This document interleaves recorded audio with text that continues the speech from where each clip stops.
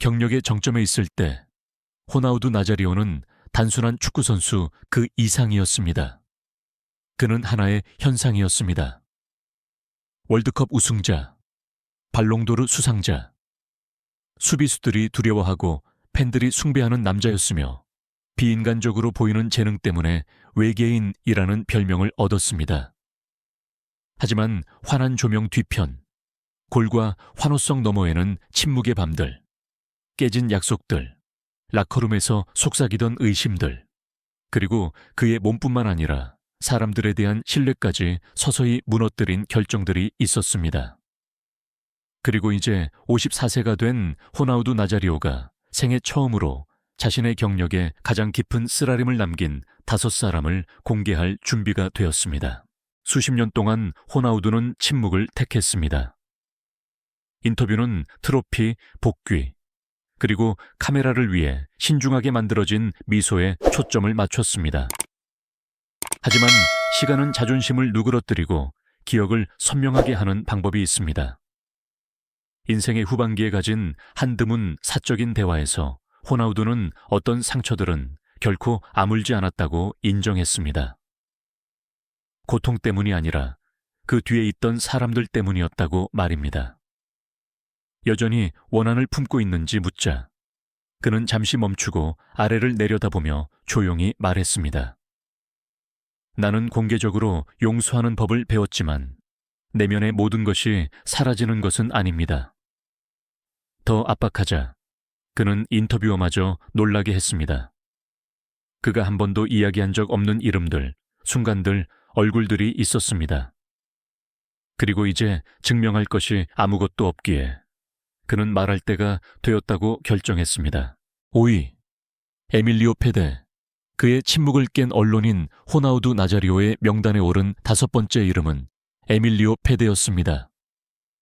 그의 말은 수백만 명에게 도달했지만 어떤 수비수가 할 수 있는 것보다 훨씬 더 깊게 상처를 주었던 유명한 텔레비전 언론인이었습니다. 이탈리아에서 호나우두가 부상으로 힘든 가장 암울한 시기 중 하나에 페데는 그의 컨디션뿐만 아니라 그의 진실성까지 공개적으로 의문을 제기했습니다. 황금 시간대 방송에서 그는 카메라를 똑바로 보며 말했습니다. 호나우두는 더 이상 부상이 아닙니다. 그는 두려워합니다. 자신이 끝났다는 것을 인정하기를 두려워합니다. 그 발언은 빠르게 퍼져나갔습니다. 신문들은 이를 반복했고 팬들은 경기장 스탠드에서 이를 따라 외쳤습니다. 일주일 후 호나우두가 터치라인 근처에서 몸을 풀 때 관중석에서 끝났다는 함성이 터져 나왔습니다.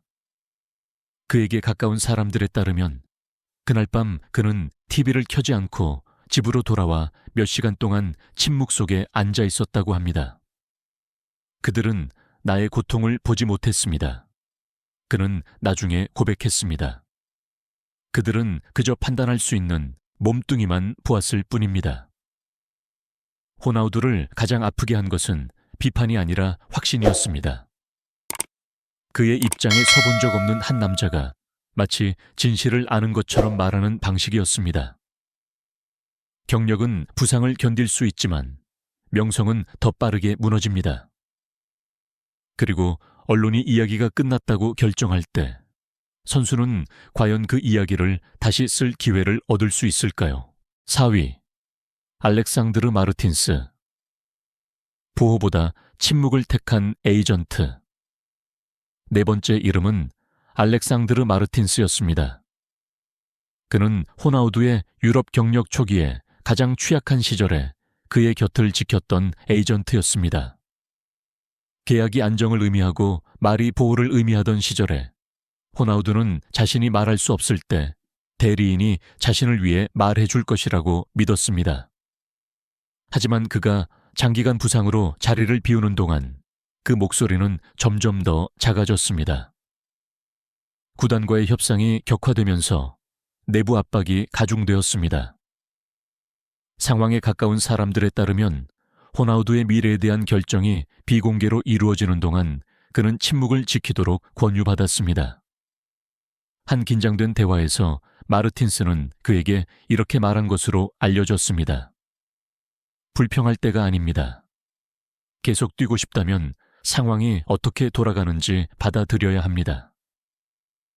그 문장은 회의가 끝난 후에도 오랫동안 호나우두의 마음속에 남아 있었습니다. 아프게 한 것은 사업 자체가 아니라 가장 취약한 순간에 충성심이 없었다는 점이었습니다.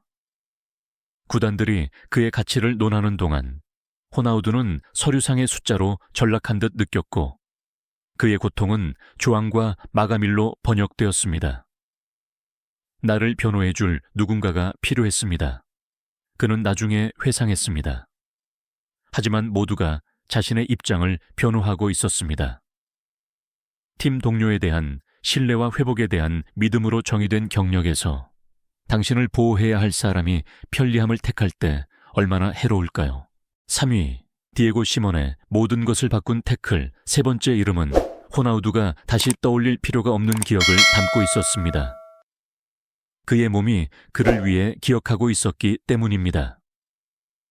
디에고 시몬의 2000년 4월 로마에서 열린 치열한 세리의 A 경기 중 시모네는 호나우두 경력에서 가장 많이 재현된 순간 중 하나가 될 태클을 감행했습니다. 그것은 가장 시끄러운 파울도 화면상 가장 폭력적인 파울도 아니었지만 그 여파는 처참했습니다. 호나우두는 무릎을 움켜쥐고 쓰러졌고 그의 얼굴은 불신으로 얼어붙었습니다. 의료진이 달려오는 동안 목격자들은 나중에 시모네가 근처에 서서 팔을 들고 내가 공을 건드렸습니다 라고 주장했던 것을 기억했습니다. 심판은 경기를 계속 진행시켰습니다. 호나우두에게는 시간이 멈췄습니다. 그 하나의 움직임은 악몽의 시작을 알렸습니다. 수술, 몇 달간의 재활, 그리고 그의 몸이 영원히 그를 배신했다는 끊임없는 두려움. 쓰라림을 남긴 것은 태클만이 아니라 그 뒤에 이어진 무관심이었습니다. 사과도 없었습니다. 입힌 손상에 대한 인정도 없었습니다. 몇 년 후 호나우두는 인정했습니다. 그 순간이 내게서 무언가를 앗아갔습니다. 육체적으로뿐만 아니라 정신적으로도요. 축구는 강인함을 찬양하지만 공격성이 선을 넘어 결과로 이어질 때 그 후에 누가 그 부담을 짊어질까요? 파울을 저지른 사람일까요? 아니면 그로부터 결코 진정으로 회복하지 못하는 사람일까요? 2위, 마르첼로 리피 인내심을 잃은 감독 두 번째 이름은 마르첼로 리피였습니다. 그는 규율, 조직, 그리고 결과로 존경받는 감독이었습니다. 호나우두가 또 한 번의 긴 부상 공백에서 돌아왔을 때 리피는 어려운 선택에 직면했습니다. 그의 스타를 보호할 것인가? 아니면 그의 시스템을 보호할 것인가? 천천히, 그리고 고통스럽게 호나우두는 어떤 길이 선택되었는지 깨달았습니다. 비공개 훈련 세션 동안 강도는 증가했습니다.